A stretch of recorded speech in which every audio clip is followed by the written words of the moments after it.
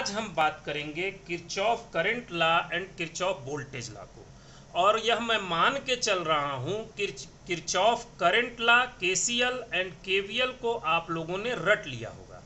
इस वीडियो में हम उसको कैसे, उससे रिलेटेड न्यूमेरिकल कैसे सॉल्व करें, इसके बारे में मैं बताऊंगा।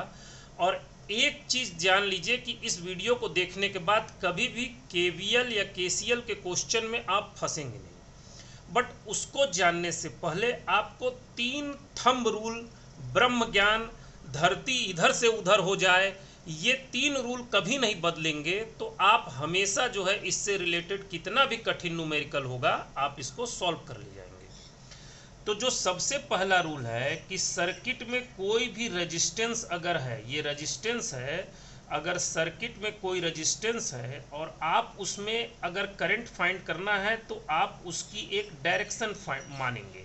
इस करंट की डायरेक्शन आपने आई मान ली। जो डायरेक्शन आप मानेंगे उसको ब्रह्म ज्ञान मानिएगा, उसी को थंब रूल मानिएगा, उसी को मास्टर मानिएगा।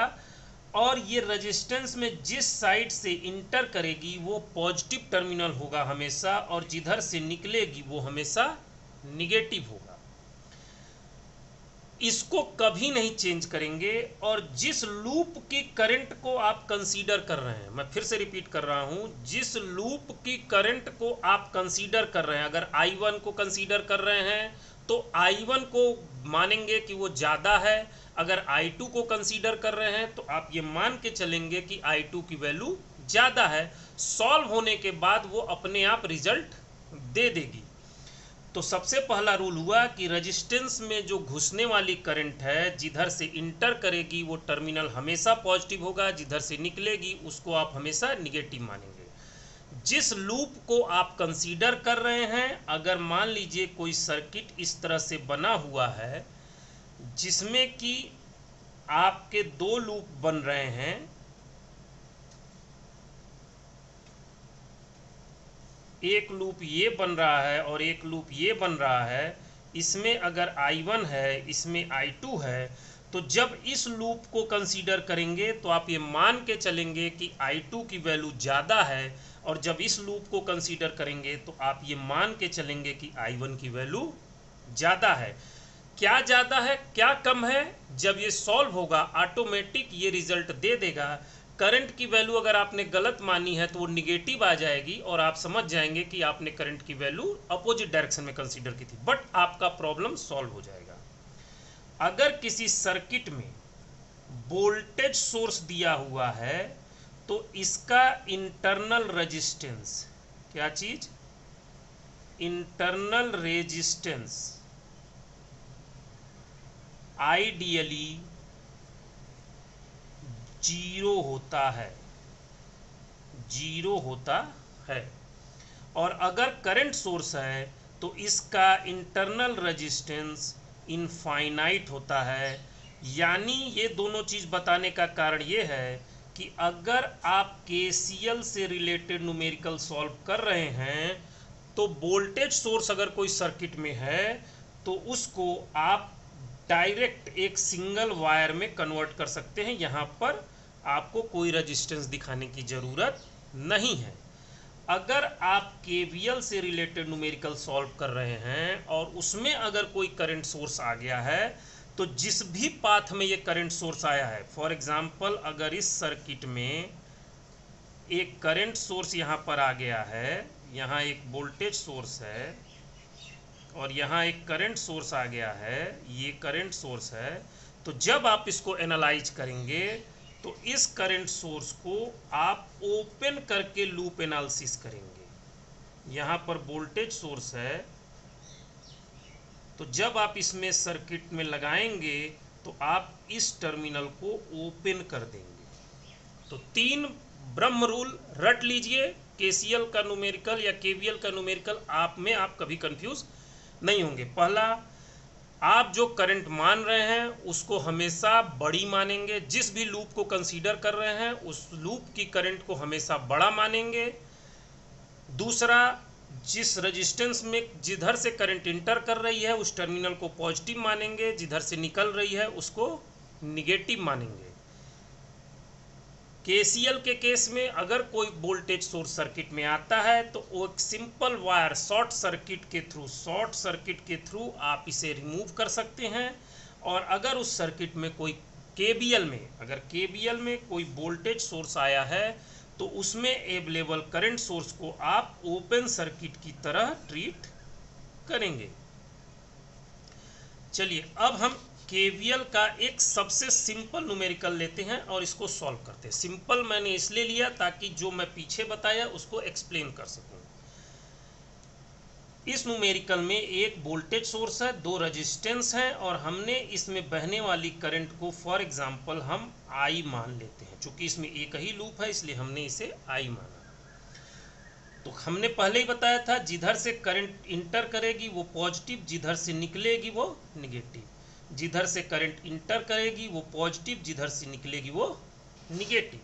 अब इसमें केवीएल लगाते हैं। केवीएल ये कहता है कि एक क्लोज लूप में वोल्टेज ड्रॉप को सम करेंगे तो दैट विल इक्वल टू 0, यानी summation of V is equal to 0। तो इसमें केवीएल लगाएंगे तो हमेशा केवीएल लगाते समय एक चीज ध्यान रखनी है कि अगर आप जिस करंट की डायरेक्शन को मान रहे हैं उसमें इंटर करने वाली अगर साइन को कंसीडर कर रहे हैं तो सबका इंटर करने वाली जिधर से करंट इंटर कर रही है उसमें प्रवेश कर रही है उसी डायरेक्शन के साइन को कंसीडर करेंगे। तो इस वोल्टेज सोर्स में करंट किधर से इंटर करेगी, वो इधर से इंटर करेगी। तो यानी कि आप जो इक्वेशन बनाएंगे तो लिखेंगे -5। इस रेजिस्टेंस में करंट इंटर कर रही है तो उसका टर्मिनल कौन सा होगा, प्लस। तो होगा +100 I। इस रेजिस्टेंस में इंटर जिस तरफ से कर रही है उसका चिन्ह क्या होगा, पॉजिटिव, साइन क्या होगा, पॉजिटिव। और ये हो जाएगा 500 I। और as per KVL this should be equal to 0। Now on solving -5 + 600 I is equal to 0।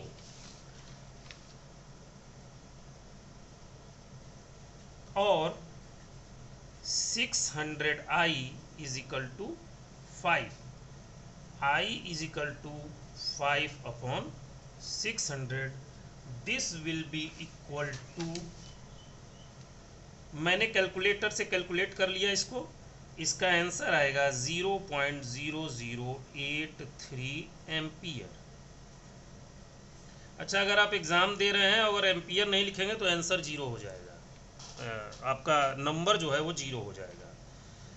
इसी सर्किट को, जो ये सर्किट बनाए थे, इसी सर्किट में अब हम निकलने वाले चिन्ह को कंसीडर करके फिर सॉल्व करते हैं। तो अगर करंट की डायरेक्शन, आप इसी सर्किट में आप करंट की डायरेक्शन ऐसे भी मान के सॉल्व कर सकते हैं, इसमें कोई हार्म नहीं है। इसी डायरेक्शन को मानते हुए अभी हमने जिस डायरेक्शन से सब में करंट इंटर कर रही थी उस वाले साइन को कंसीडर किया। अब हम इसमें से निकलने वाले साइन को कंसीडर करते हैं।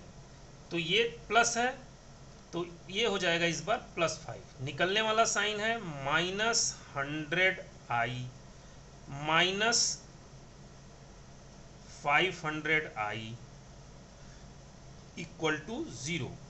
Now 5 - 600 I is equal to 0 और 5 इज इक्वल टू 600 I और I is equal to 5/600 which will be again 0.0083 ampere. आप करंट की डायरेक्शन उल्टी ले लेंगे तो ये आंसर निगेटिव में आ जाएगा। एक चीज़ आप यहाँ पर जरूर कंसीडर कर लीजिए कि वोल्टेज सोर्स के साइंस हमेशा फिक्स रहते हैं, प्लस या माइनस। आपको कंसीडर करते समय बस ये रखना है कि अगर आप करंट की डायरेक्शन में चल रहे हैं और इंटर करने वाला प्लस साइन ले रहे हैं, वोल्टेज के केस में जो साइन होंगे वो हमेशा फिक्स होंगे। यानी वोल्टेज का ये टर्मिनल हमेशा पॉजिटिव रहेगा और ये टर्मिनल हमेशा निगेटिव रहेगा। लेकिन अगर आप करंट की डायरेक्शन बदल देंगे, अगर आप इसमें इस साइड से करंट को कंसीडर करेंगे तो ये वाला टर्मिनल पॉजिटिव हो जाएगा और ये वाला टर्मिनल निगेटिव हो जाएगा। अगर कोई कंफ्यूजन हो तो मेरे कमेंट बॉक्स में आप कमेंट कीजिएगा। आपको 1 to 1 भी मैं इसको एक्सप्लेन करने को तैयार हूं, क्योंकि अक्सर स्टूडेंट्स जो है इस क्वेश्चन को गलत करके आ जाते हैं। अब थोड़ा सा एक हम हार्ड न्यूमेरिकल लेते हैं, थोड़ा सा हार्ड तो हम नहीं कहेंगे। अगर आप इंजीनियरिंग के या इंटर क्लास 12 के स्टूडेंट हो तो ये आपके लिए इजी होना चाहिए, बट फिर भी हम इसको सॉल्व करके दिखाते हैं। और इसमें हम दो वोल्टेज सोर्स हैं, एक वोल्टेज सोर्स ये है, एक वोल्टेज सोर्स ये है, 3 रेजिस्टेंस हैं। इसमें हम करंट की डायरेक्शन को इसमें ऐसे मान रहे हैं और इसमें ऐसे मान रहे हैं। इस क्वेश्चन को हम दो तरीके से सॉल्व करेंगे। इसमें बहने वाली करंट I2 है, I1 है, इसमें I2 है। पहले इस लूप में फार्मूला लगाएंगे तो क्या फार्मूला होगा, फिर वही बात है। अगर करंट ऐसे फ्लो हो रही है, I1 को कंसीडर कर रहे हैं, तो I1 को हमेशा हम ज़्यादा मानेंगे। यानी इस लूप के केस में जो यहाँ पर करंट, इस ब्रांच में जो करंट फ्लो होगी, चूंकि ये ऐसे फ्लो होगी और ये वाली करंट I1 इधर फ्लो हो रही है, I2 इधर फ्लो हो रही है। I1 इधर फ्लो हो रही है और I2 इधर फ्लो हो रही है। इस ब्रांच को ले रहे हैं और चूंकि इस लूप को अभी इक्वेशन लिखेंगे तो हमेशा हम इसमें जो कंसीडर करेंगे वो करंट क्या फ्लो होगी, I1 माइनस I2। इसको ध्यान रखना है। इसमें इंटर करने वाला टर्मिनल ये है और इसमें ये है और ये निकलने वाला है। तो जो फार्मूला लगेगा वो लगेगा, अगर हम इंटर करने वाला टर्मिनल का साइन ले रहे हैं तो ये हो जाएगा -10, इंटर करने वाला इसमें टर्मिनल है plus R1 I1 plus R3 bracket में I1 माइनस I2 लिखेंगे, क्योंकि हम ये मानेंगे कि I1 हमेशा ज़्यादा है, क्योंकि हम इस लूप को ले रहे हैं। इसको सॉल्व कर दीजिए और -10 plus 20I1 plus 10I1 minus 10I2, R3 की वैल्यू रख दिया मैंने, इज इक्वल टू 0 और -10 plus 30I1 minus 10I2 is equal to 0 और 30I1 minus 10I2 is equal to 10। ये हो गया हमारा इक्वेशन 1। क्या हो गया हमारा इक्वेशन 1। अब हम दूसरे लूप को लगाएंगे, दूसरे लूप का एनालाइज करेंगे। फिर मैंने बोला कि दूसरे लूप को भी जब एनालाइज करेंगे तो हम ये मानेंगे कि I2 बड़ी है, ज़्यादा ताकतवर है। तो जब I2 ज़्यादा ताकतवर है तो इसमें जो करंट फ्लो होगा, इसमें ये पॉजिटिव होगा, ये निगेटिव होगा। वोल्टेज सोर्स का साइन कभी बदल नहीं सकते हैं। जब यहाँ पर आएंगे तो इस ब्रांच में यानी R3 में जो बहने वाली करंट को कंसीडर करेंगे वो अब I1 माइनस I2 ना होकर के I2 माइनस I1 होगी। यानी इस लूप को जब कंसीडर करेंगे तो इसमें बहने वाली करंट I2 माइनस I1 होगी। और इस लूप के समय ये टर्मिनल पॉजिटिव था, अब की बार ये वाला टर्मिनल पॉजिटिव होगा और ये वाला निगेटिव हो जाएगा। तो जो हम इसका इक्वेशन बनाएंगे वो बनेगा, अगर हम जैसे कि इसमें हम निकलने वाला टर्मिनल ले रहे, इंटर करने वाला टर्मिनल ले रहे थे, तो हम इसमें निकलने वाला इंटर करने वाला कोई भी ले सकते हैं, बट हम सिमिलरिटी के लिए ले रहे हैं ताकि आप कंफ्यूज ना हो। जैसे कि इसमें इंटर करने वाला टर्मिनल लिए थे, इसमें भी इंटर करने वाला टर्मिनल लेंगे तो हो जाएगा R2 I2 इंटर करने वाला टर्मिनल प्लस 5, इसमें इंटर करने वाला terminal plus 10 I2 minus I1 is equal to 0। R2 की वैल्यू रख दीजिए, R3 की वैल्यू तो मैंने पहले ही रख दी है। तो ये हो जाएगा 50I2 plus 5 plus 10I2 minus 10I1 is equal to 0। Solve करिए, इसको सॉल्व करेंगे तो आएगा -10I1 plus 60I2 is equal to -5। ये हो गया इक्वेशन 2। अब आप लोग इतना तो पढ़े ही होंगे पहले कि दो इक्वेशन है उनको सॉल्व करने के क्या तरीके हैं। तो इनमें कोई भी इक्वेशन 1 में और इक्वेशन 2 में कोई भी एक की क्वांटिटी को हम बराबर कर लेंगे। तो मान लीजिए हम I1 को बराबर कर लेंगे, तो उसके लिए हम लोग लिखते हैं, यहीं पे सॉल्व करते हैं ताकि आपको कंफ्यूजन ना हो। ऑन मल्टीप्लाइंग इक्वेशन 2 विथ 3, तो इक्वेशन 2 को 3 से मल्टीप्लाई करेंगे तो आ जाएगा -30I1 plus 180I2 is equal to -15। इसके बाद थोड़ा सा मैं इसे ऊपर कर लेता हूँ।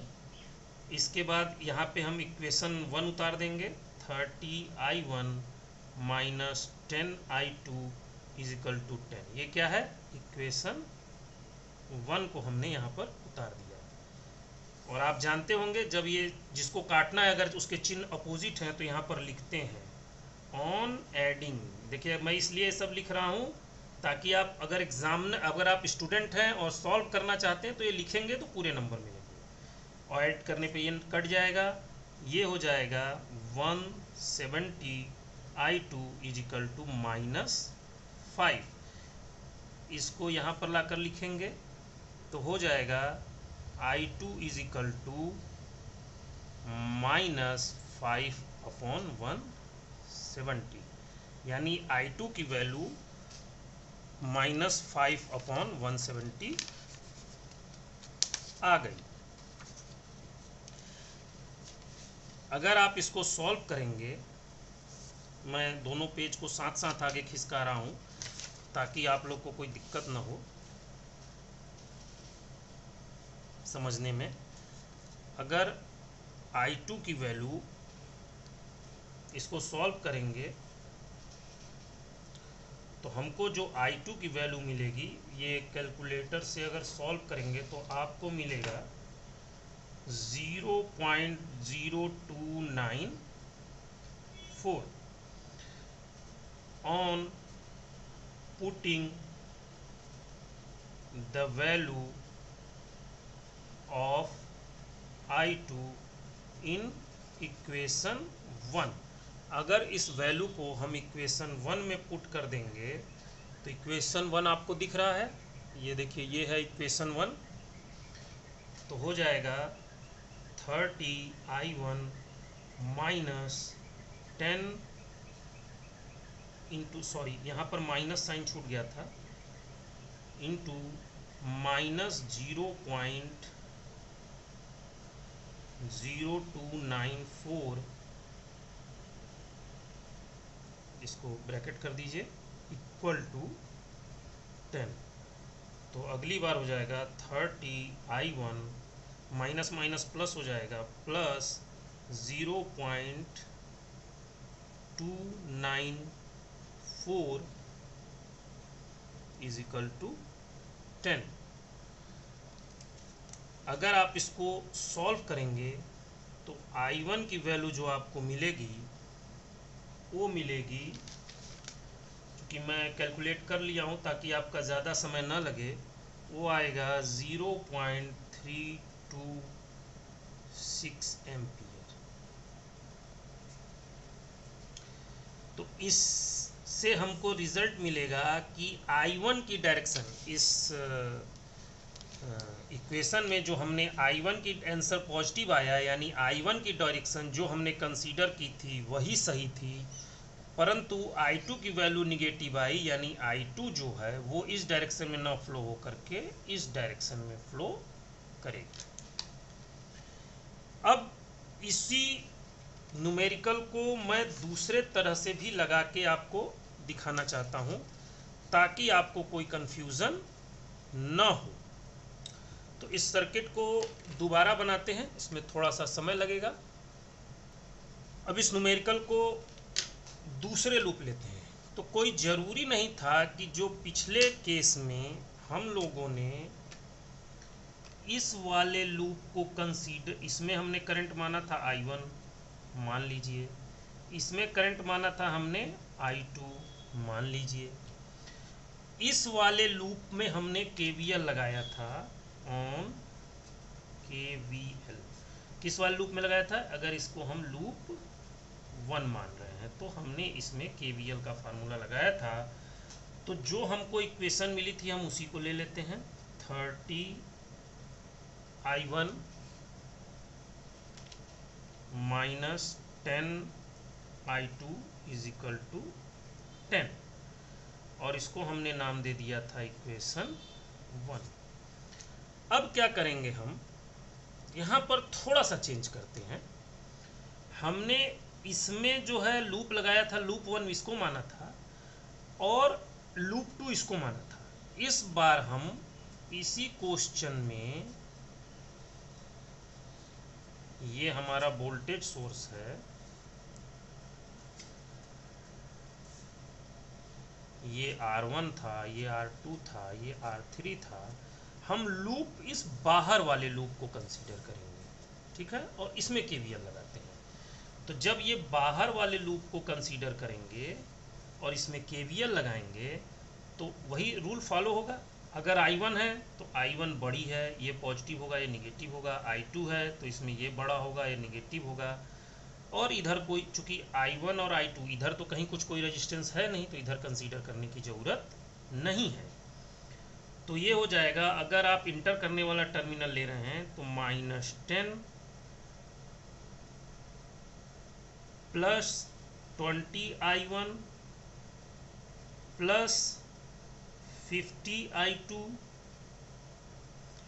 आपने कौन सा टर्मिनल लिया था? इंटर करने वाला। तो इसका इंटर करने वाला टर्मिनल कौन सा है? +5, और इधर तो नीचे में कुछ है नहीं, this will be equal to 0। तो इसको सॉल्व करेंगे तो आपको मिलेगा 20I1 प्लस 50I2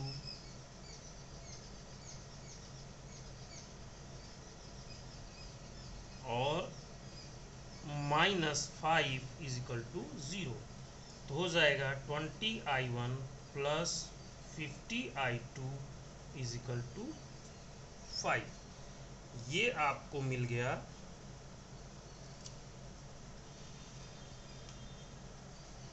इक्वेशन 2।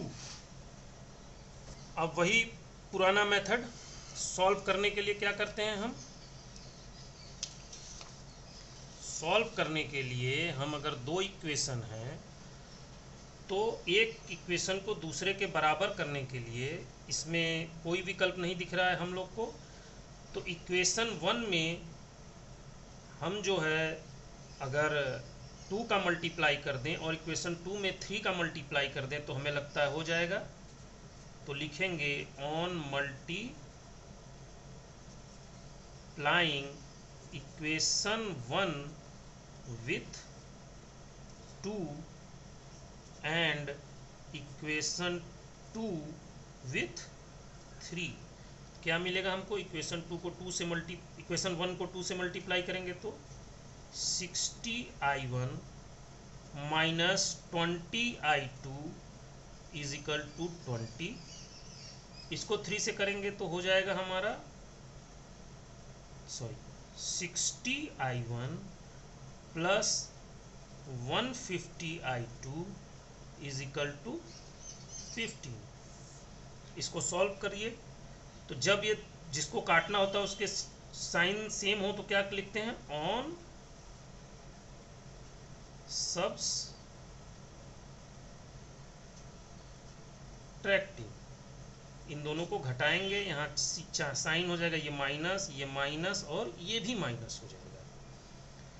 ये कट गए, यहाँ आ जाएगा -170I2 इज इक्वल टू 5। फिर से आप साइन करेंगे, जो आप सॉल्व करेंगे तो इजकल टू -5/170 I2 की वैल्यू मिल गई। ये पिछले भी इक्वेशन में आप देखे होंगे तो I2 की वैल्यू जो आपको मिली थी वो -5/170 मिली थी, और इसको जब हम लोगों ने और आगे सॉल्व किया था तो ये वैल्यू आई थी 0.0294।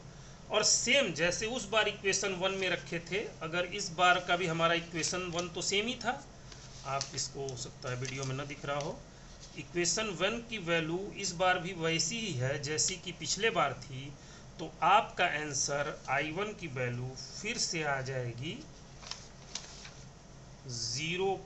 ये यहाँ पर माइनस रहेगा 0.0326 इतने एम्पियर। तो आपने देखा एक ही न्यूमेरिकल को KVL के दो तरीकों से मैंने सॉल्व करके दिखाया, और मुझे लगता है कि इसके बाद KVL से संबंधित आपको कोई समस्या नहीं होगी। अपने नेक्स्ट वीडियो में मैं एक करंट सोर्स कंसीडर करते हुए KVL का इक्वेशन सॉल्व करके दिखाऊंगा। तब तक के लिए धन्यवाद पेशेंस से सुनने के लिए, और अब थोड़ा चाय पानी पी करके अपना माइंड हल्का कीजिए। ये वीडियो पसंद आया हो तो लाइक, सब्सक्राइब और कमेंट और शेयर, सबसे ज़रूरी चीज़ है शेयर। अगर आपको मेरे इस वीडियो से KVL का कॉन्सेप्ट क्लियर हो गया हो तो अपने दोस्तों का भी कॉन्सेप्ट जरूर क्लियर कीजिए। धन्यवाद।